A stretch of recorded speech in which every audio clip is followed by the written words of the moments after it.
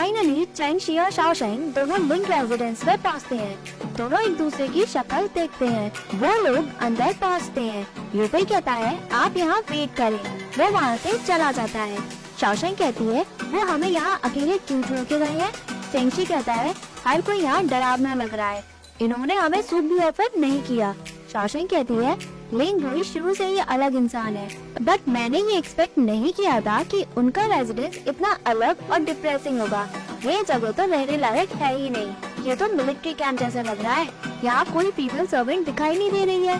तभी आवाज आती है क्या तुम फीमेल नहीं हो। शाओशेंग डर जाती है। वही वहाँ आता है। शाओशेंग कहती है मैं तो डर ही गई थी।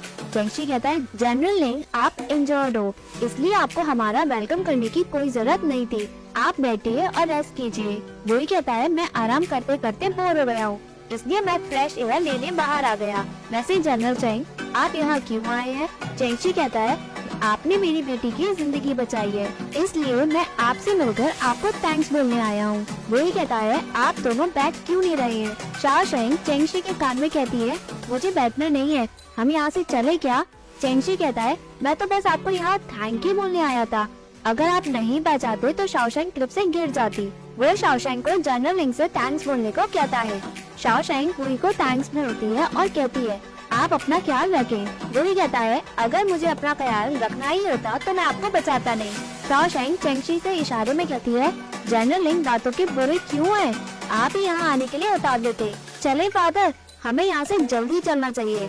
चेंगशी इशारे में एग्री करता है। चेंगशी बुई से कहता है कि आप आराम करें क्योंकि आप इंजर्ड हैं। हम दोनों यहाँ से चलते हैं, आपको परेशान होने की जरूरत नहीं है। मेरी वाइफ ने आपके लिए थैंक यू गिफ्ट भी प्रिपेयर किया है, वो आता ही होगा। अच्छा तो अब हम चलते हैं।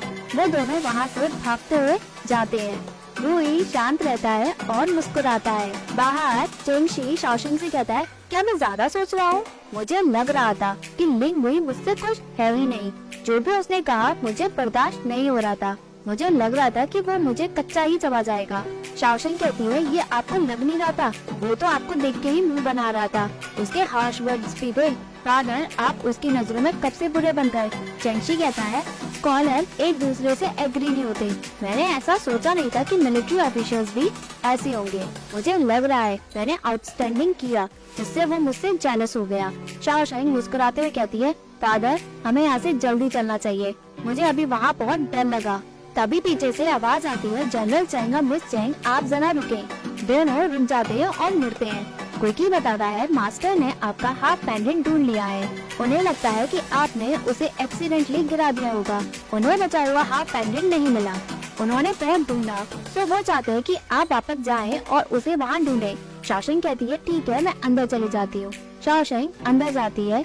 जैसे ही चेंगशी अंदर जाने की कोशिश करता है ब्लैक आर्मर गार्ड उसे अंदर जाने से रोक देते हैं और कहते हैं जनरल चेंग हमने सुना है आप बहुत स्ट्रॉन्ग हैं, एक बार में आप 10 लोगों से लड़ लेते हैं, हम चाहते हैं कि आप हम सभी को गाइड करें। चेंगशी कहता है जनरल लियांग क्विकी मुझे घर में कुछ जरूरी काम है, हम ये सब किसी और दिन भी कर लेंगे। वह शाओशेंग से कहता है न्याओ न्याओ ध्यान से अंदर जाना, आई बिलीव इन यू। वो ये कहकर वहाँ से चला जाता है। शाओशेंग मुंह बनाती है। अंदर बुई हाफ पेंडेंट को देखकर मुस्कुराता है।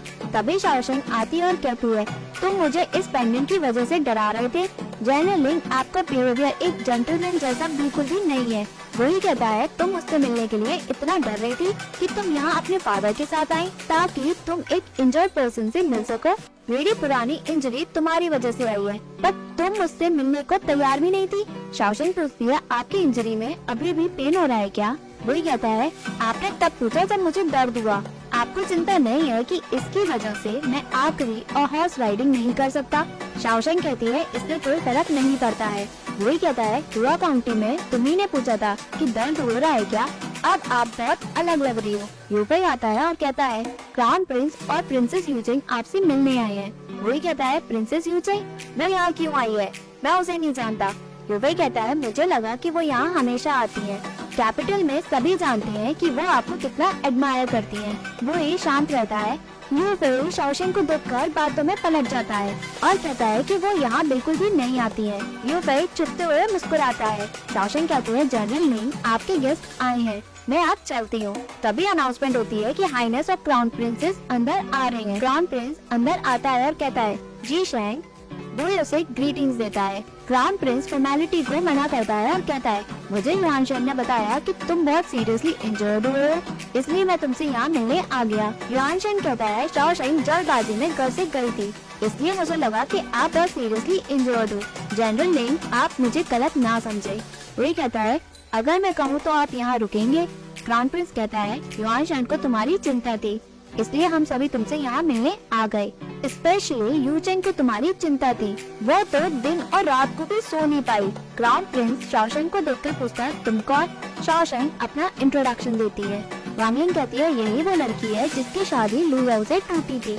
शाओशेंग, मुझे तुम्हारी चिंता है कि तुम्हारी शादी टूट गई, पर तुम यहाँ कुछ नया प्लॉट करने आई हो क्या? शाओशेंग कहती है मैं यहाँ जनरल लिंग को थैंक्स बोलने आई हूँ, क्योंकि उन्होंने मेरी जान बचाई थी। अगर तुम्हें मुझ पे बिलीव नहीं हो रहा है तो तुम जनरल लिंग से खुद ही पूछ लो। वो भी हाँ करता है। इन्हें बचाते हुए मैं इंजोर हो गया था। वांग लिंग कहती है मुझे लग ही रहा था कि कहीं तुम किसी और को पटाने की कोशिश तो नहीं कर रही। ग्रेटिट्यूड तो सिर्फ एक बहाना है। शाओशेंग कहती है ब्रिज पे तुम इसलिए गिरी थी ना क्योंकि तुम जनरल लिंग को निहार रही थी, तो कौन यहाँ उन्हें पटाने आया है? कौन बेशरम है? वही कहता है मैंने मिस चेंग को यहाँ बुलाया है, क्या आपको कोई प्रॉब्लम है? वांग लिंग मुंह बनाती है और कहती है इसका रिलेशन तो कई लड़कों के साथ है। मेरी मेड सर्वेंट ने इसे अकेले में मिलते हुए भी देखा है। उसने मुझे बताया वो लू याओ नहीं था और ना ही तुम्हारे फादर थे। शाओशेंग कहती है सब बकवास है। युआन शेन मुस्कुराते हुए कहता है वो मैं था। उस वक्त लेडी चेंग भी वहाँ थी। वो उस वक्त हमारे साथ नहीं थी क्योंकि वो किसी काम को करने चली गई थी, क्योंकि मेरे मास्टर ने मुझे मैसेज डिलीवर करने को कहा था, इसलिए मैंने शाओशेंग से फेवर मांगा था। क्या वो गलत था?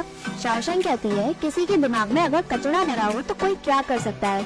अगर मैंने और युआन शेन ने कुछ गलत किया हो तो जैसे ही मैं यहाँ से निकलूं, मैं किसी कैरेज के नीचे आकर मर जाऊँ। जनरल लिंग, आप अपना ख्याल रखें, मैं चलती हूँ। शाओशेंग वहाँ से चली जाती है। युआन शेन कहता है आज का एलिगेशन युआन क्लैन पे दब्बा लगता है। मैं एक दिन डिसाइड करूंगा जनरल ऑफ चैरियट और कार्वरी से कि वो मुझे पूरा एक्सप्लेनेशन दे। ये कहकर युआन शेन वहाँ से चला जाता है। वही कहता है मिस वांग, आप यहाँ मेरे गेस्ट को इंसल्ट करने आई हैं क्या?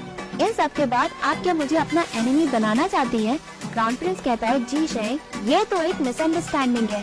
अच्छा तुम फिजिशियन सन से अपना ट्रीटमेंट करवा लो। वो ही मना करता है और कहता है कोई फर्क नहीं पड़ता कि अब मैं इंग्लैंड हूँ या नहीं। मुझे लगता है कि आप फिजिशियन सन को मिस वांग को एग्जामिन करने को कहें, उनकी आंखें चेक कराएं कहीं वो अंधी तो नहीं हो गई है। अगर उनका ट्रीटमेंट नहीं हुआ तो वो वाकई में अंधी हो जाएंगी। वो ही गार्ड्स को बुलाता है और कहता है बाहर सबको छोड़ कर आओ। वांग लिंग और यू चेंग मुंह बनाकर वहाँ से चली जाती है। क्राउन प्रिंस कहता है ऐसा करना क्या जरूरी था? वो हमारी रिलेटिव है, उन्हें अपसेट करना ठीक नहीं। ये कहकर क्राउन प्रिंस वहाँ से चला जाता है। बाहर थर्ड प्रिंस आकर पूछता है कुछ सीरियस हुआ है क्या? आप इस तरह से बिहेव क्यों कर रहे हो? क्राउन प्रिंस कहता है यू चेंग का दिल जी शेंग की वजह से टूट गया। मुझे लगता है कि कहीं वो कुछ गलत न कर ले। तुम जाओ, मैं उसे ढूंढता हूँ। क्राउन प्रिंस ये कहकर चला जाता है। अंकल कहता है सो व्हाट, कि वो बड़ा बेटा है। क्राउन प्रिंस के कपड़े पहन लेने से कोई क्राउन प्रिंस बन नहीं जाता।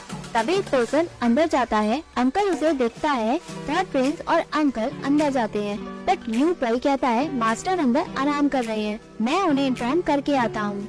थर्ड प्रिंस कहता है अगर वो आराम कर रहे हैं तो हम अंदर नहीं जाएंगे। अंकल कुछ गुड क्वालिटी मेडिसिन हर्ब लेकर आए हैं, जीशन को उसे जरूर पिला देना। अंकल गार्ड को मेडिसिन देने का इशारा करता है। गार्ड मेडिसिन यूपी को देता है। थर्ड प्रिंस और अंकल वहाँ से चले जाते हैं।